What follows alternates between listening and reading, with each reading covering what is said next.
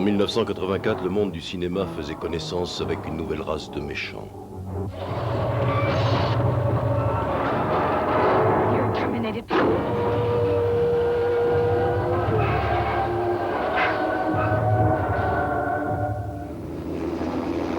Sept ans plus tard, le même réalisateur James Cameron réunissait à nouveau Arnold Schwarzenegger et Linda Hamilton pour la suite attendue depuis si longtemps.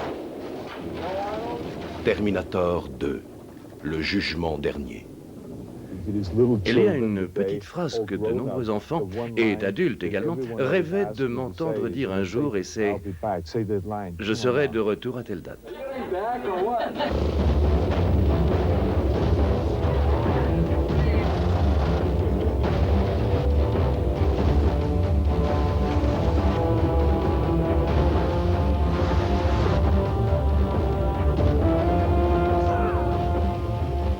I'm a cybernetic organism.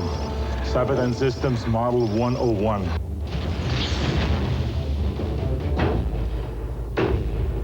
Fabrication du Terminator 2, le jugement dernier.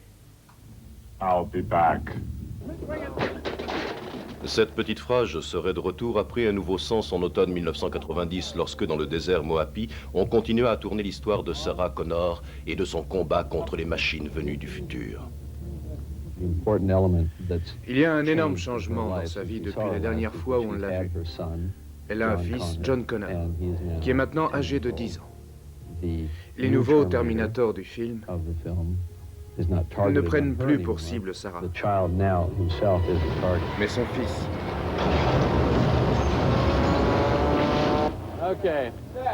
Pour Cameron, Terminator 2 était juste une question de temps. C'était inévitable que la suite de Terminator soit tournée. Et je voulais en être le réalisateur pour être sûr qu'on ne s'éloigne pas du concept de ce qu'il devait être. La vision qu'avait Cameron du cyborg venu du futur rencontra l'enthousiasme du public dans le monde entier. Un Terminator représente quelque chose pour les gens.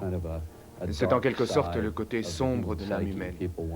Et ils veulent pouvoir rêver qu'ils sont capables de faire exactement ce qu'ils ont toujours eu envie de faire. I need your clothes, your boots, and your motorcycle.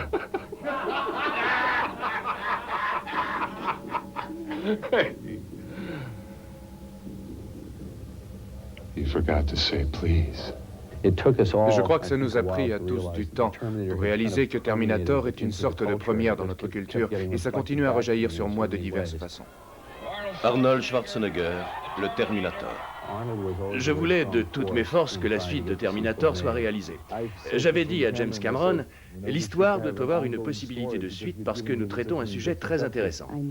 Je sais, Minstick m'avait dit qu'il y aurait une suite basée sur la force du premier film.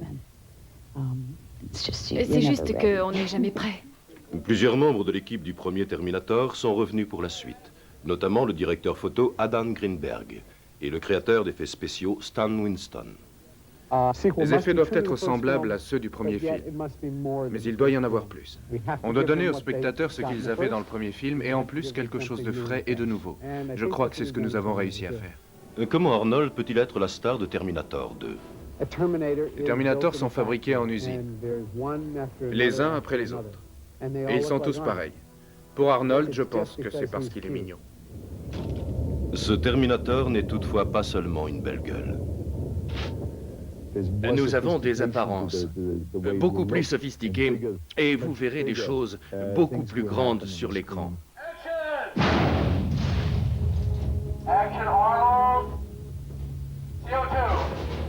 Pendant 6 mois, Terminator 2 réunit les efforts d'environ 1 millier de personnes, filmant jour et nuit à travers toute la Californie pour saisir sur pellicule les nombreuses séquences d'action du scénario. La production est allée jusqu'à changer pour filmer une poursuite en camion à grande vitesse. La lourdeur de l'équipement nécessaire pour filmer est souvent proportionnelle à l'importance des scènes d'action. Une usine à eau fourneau a été remise en activité, recréant ainsi l'impression d'intense chaleur et les lumières de l'acier en fusion. Aussi bizarre que cela puisse paraître, malgré une température moyenne de 42 degrés dans l'usine, les acteurs avaient beaucoup de mal à transpirer. Au nord de la Californie, une équipe d'experts en pyrotechnie préparait la plus grande fusillade de toute l'histoire du cinéma.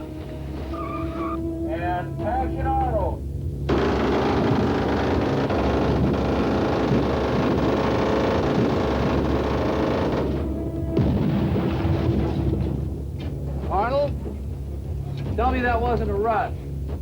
La tâche la plus folle qu'ils aient eu à accomplir fut de faire sauter un immeuble de 4 étages.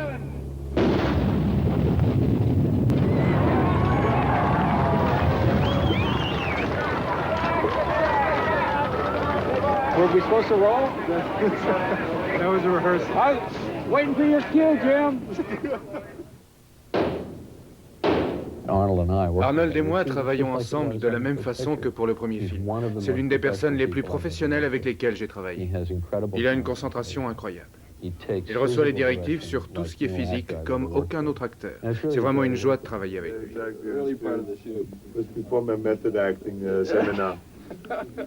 Bien qu'à l'époque, en 1984, James fait très attention à notre façon de jouer.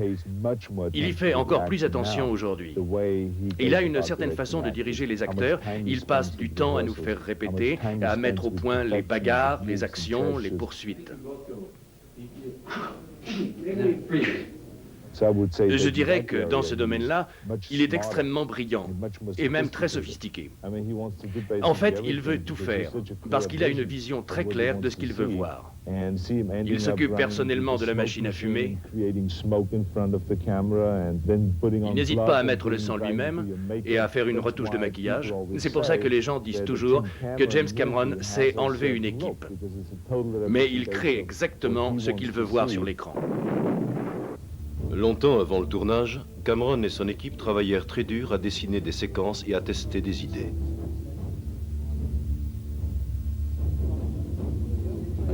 J'effectue de nombreuses recherches visuelles, de nombreuses recherches techniques. Plus le sujet est fantastique, plus la situation a besoin d'être réelle. En utilisant des modèles extrêmement détaillés, Cameron conçoit les séquences avec l'aide d'une caméra vidéo miniature. En ayant à sa disposition les différentes scènes en miniature, le décorateur John Emmett peut construire grandeur nature exactement ce qui est nécessaire aux scènes en question. Un commando spécial de l'armée est venu entraîner les acteurs au maniement des armes. Le personnage de Sarah étant devenu un véritable tireur d'élite, on a demandé à Linda de maîtriser complètement le maniement de différentes armes. C'était vraiment comme si j'étais entrée dans l'armée et que je m'étais imprégnée de l'esprit militaire. Et j'ai dû me faire violence. C'est ce qui est le plus significatif au niveau de l'interprétation du personnage de Sarah. Elle s'est tracée elle-même une telle ligne de conduite, elle s'est assignée une telle mission qu'elle a perdu tout contact avec son fils. You cannot risk yourself even for me. Do you understand? You're too important. Elle est une grande guerrière, mais pourquoi? À quoi ça rime? Elle n'y gagnera rien. Une guerrière, vous savez, et aussi... Seigneur. On ne fait même plus attention au tir. Why does it want me? It was a nuclear war. Sarah a vécu avec une certaine conscience concernant la destruction du monde à une certaine date, depuis si longtemps qu'elle fait constamment des rêves et des cauchemars, et ça l'amène à un certain degré de folie, ce qui serait le cas pour toute personne qui serait confrontée à ce genre de conscience. Nous allons faire l'expérience de la fin du monde à travers les yeux de Sarah. Un procédé qui demande un sens restreint du réalisme.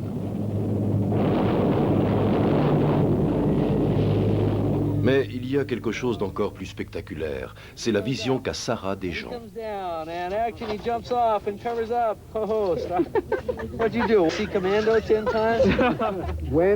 Lorsque nous devions créer des corps destinés à l'action et que nous voulions les faire exploser à cause d'un holocauste nucléaire, c'était très inquiétant. Une fois, nous étions un peu mal à l'aise, parce que ça n'était pas agréable de regarder tout ça en tournant. Mais c'est un aspect important du film. Le jour du jugement dernier, jour où, comme on l'avait dit à Sarah, la guerre mondiale commencerait, préparant le chemin pour les successeurs des humains. Les machines. La guerre du futur. Pour Terminator 2, Cameron mobilisa une armée d'acteurs, de cascadeurs et des équipes chargées des effets spéciaux pour créer la bataille finale entre l'humanité et les machines. On peut voir cette bataille à différents moments de Terminator 2. L'équipe enchaînait les cascades les unes après les autres, avec succès.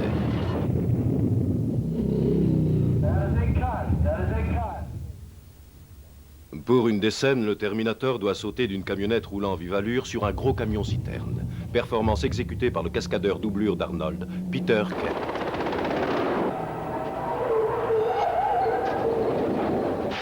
Après la réussite de la prise, le camion fut renversé sur le côté et tiré par plusieurs tracteurs.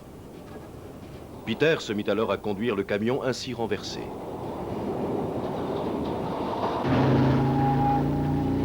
Pour protéger le jeune John Connor, le noyau de résistance humaine a envoyé le Terminator lui-même. My mission is to protect you. Who sent you? You did. This is deep. Pour jouer le rôle du jeune John Connor, le nouveau venu Eddie Furlong. C'est une histoire tout ce qu'il y a de plus classique. On peut dire qu'on a littéralement extirpé Eddie d'une rue de Pasadena. Et nous l'avons plongé dans l'ambiance d'un tournage de film. James m'a dit, Eddie, j'allais prendre Freddy, mais ne le dis à personne. C'est toi que nous allons prendre pour le film. Alors, j'ai eu envie de me blottir dans ses bras, mais c'est un homme, alors je ne l'ai pas fait. Le casting avait été fait un mois avant le tournage. Eddie dut donc s'y préparer de façon intensive. En plus de l'enseignement normal, il dut recevoir un entraînement physique, des leçons d'art dramatique et de conduite de moto. Ce qui est drôle, c'est que je suis sûr qu'il ne s'attendait pas à ça. C'est un tournant complet dans sa vie. Mais d'un autre côté, les enfants ont cette capacité extraordinaire d'adaptation. Quoi que leur offre la vie, ils ne savent pas encore comment le monde est censé être. Alors ils pensent qu'il est bien comme ça et qu'il peut le rester s'il le désire. L'un des nombreux tests que dut faire Stan Winston et son équipe fut d'améliorer le croquis du maquillage du Terminator original. Au départ, il y avait un certain nombre d'étapes dessinées permettant de voir les différents stades du maquillage d'Arnold. Un acteur ne doit pas se mettre dans ce genre de situation s'il éprouve une tension physique à cause de ce procédé. Par chance, Arnold Schwarzenegger est un professionnel. Encore 3 heures. Je ne sais pas combien de temps je vais supporter ça. Il s'attaque à ça comme un pro. Il ne se plaint jamais. Bon, je suis d'accord, mais j'ai besoin d'un massage des pieds, d'un déjeuner de céréales, de ma musique autrichienne de Noël et d'une poupée. À vous de jouer. Allons-y. Ce morceau préfabriqué va être collé sur le visage d'Arnold, en nous aidant de sa structure osseuse. Une seconde.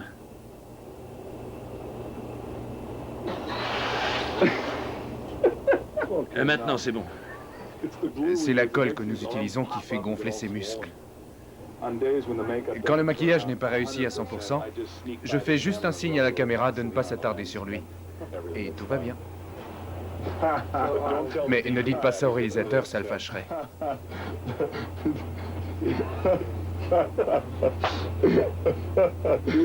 C'est fou ce que c'est drôle.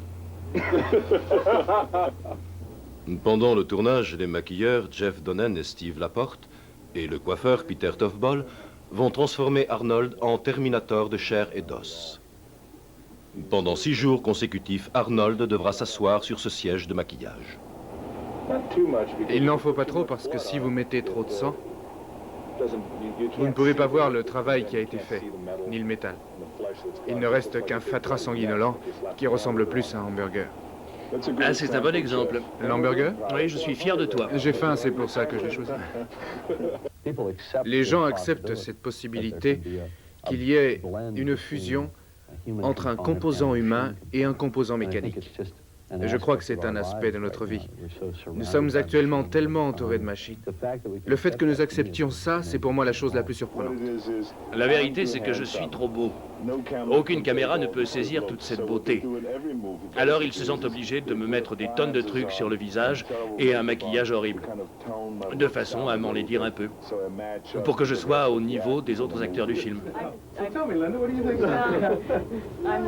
Je suis trop jolie pour ce film, alors... Et voilà. Quoi, j'ai mauvaise haleine? Cette première phase nous a demandé 2h30 à 3h de travail. Les phases suivantes sont les étapes 5, 6, 7. C'est ce qu'avait Arnold à l'origine, avec plus de latex et plus de chrome pour cacher son œil.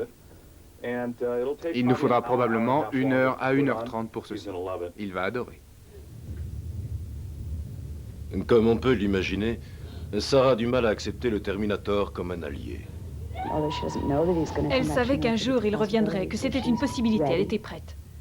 Pas d'affection. Vous savez, j'ai gardé une relation très claire. You know what you're doing? Detailed files on the human anatomy. I bet. Makes you a more efficient killer, right? Correct. Dans ce film, Terminator adopte certaines caractéristiques humaines. Gotta listen to the way people talk. If someone comes off to you with an attitude, you say, "Hasta la vista, baby." Hasta la vista, baby. That character slowly develops. Les mauvaises pulsions se développent lentement, et c'est en fait au contact des humains. Jesus, you're gonna kill that guy. Of course, I'm a Terminator. Listen to me very carefully, okay? You're not a Terminator anymore, right? Le cyborg les enregistre pour savoir quoi faire avec ce genre d'émotions. Mais le Terminator envoyé pour tuer John est différent de toute autre machine à tuer jamais imaginée. Je l'appelle un polyalliage mimétique, ce qui veut dire qu'il est fait d'une substance qui peut tout imiter. Dans le rôle du T-1000, Robert Patrick. James recherchait quelqu'un qui soit un mélange du personnage protecteur tenu par Michael Biehn dans le premier film et d'Arnold Schwarzenegger qui est le Terminator. Je crois qu'il cherchait quelqu'un qui pouvait avoir l'air humain et en même temps qui pouvait être un Terminator, avoir la détermination du Terminator. Oui, je voulais quelqu'un qui soit très contrasté par rapport à Arnold. Si le Terminator 800 est une sorte de bulldozer humain, le Terminator 1000 doit être plus raffiné, une sorte de prototype de Terminator. Il doit être plus élaboré que l'ancien modèle. Les oreilles de Robert font penser à celles d'un chat. Ce sont presque des antennes. On sent qu'il est très à l'écoute du monde qu'il analyse, qu'il observe. Mon personnage veut vraiment s'emparer de John Connor. C'est sa mission. C'est une machine programmée pour tuer, et elle ne s'arrêtera pas. Leurs missions sont à l'opposé l'une de l'autre. Les deux Terminators proviennent du même créateur, le super ordinateur appelé Skynet.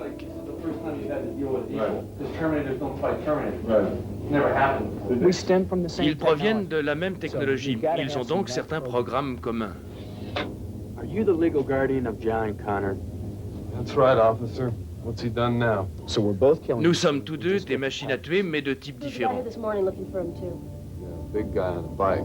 Has that got something to do with this?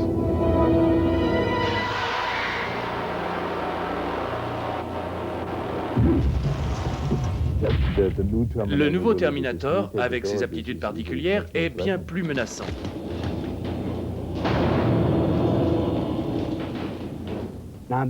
En fait, je suis la mort. Il fuit la mort. Les deux Terminators sont programmés pour accomplir leur mission coûte que coûte, et à n'importe quel prix. Mais Sarah a décidé de faire face à son destin et de prendre l'affaire en main. I need to know how Skynet gets built. Who's responsible? The man most directly responsible is Miles Bennett Dyson. Elle décide que la seule façon d'empêcher le futur d'être ce qu'il doit être est de tuer l'homme qui a construit la puce qui est à l'origine de la guerre. D'une certaine façon, elle devient le Terminator du second film, tout du moins à un niveau psychologique. Pour l'équipe du film, Terminator 2 a été plus qu'une réunion. Nous avons travaillé de façon très intense, avec beaucoup de tournages de nuit pendant de très longues heures. Vous avez vu ça? Non, mais vous avez vu ça?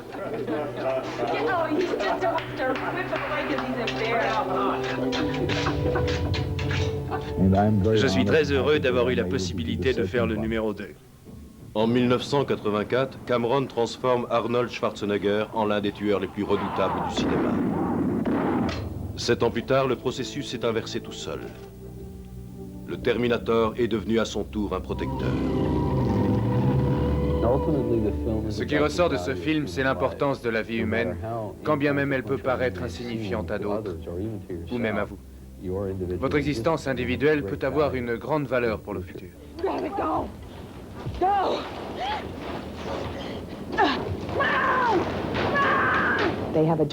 Ils ont un travail à faire, protéger le fils de Sarah.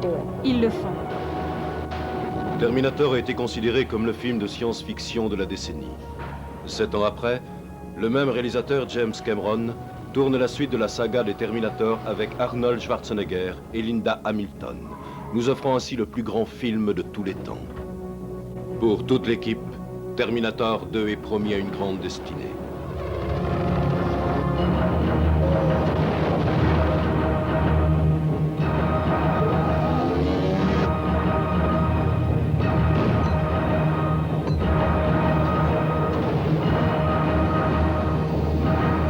Hasta la vista, baby.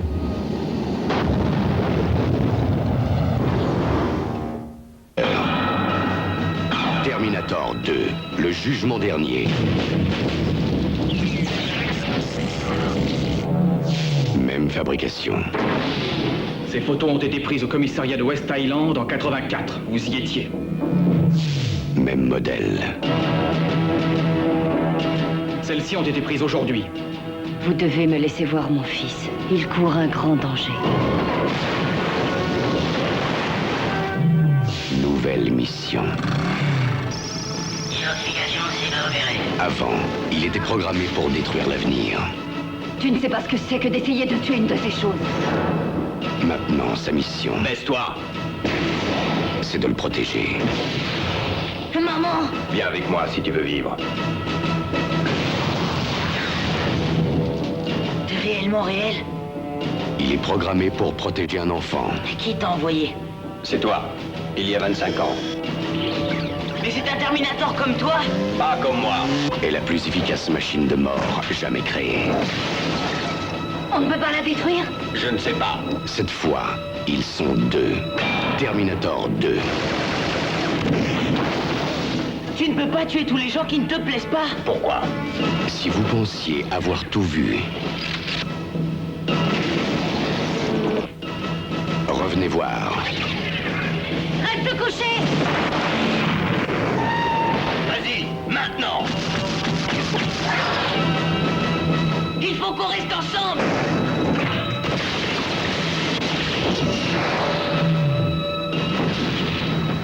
Arnold Schwarzenegger. Terminator 2, le jugement dernier.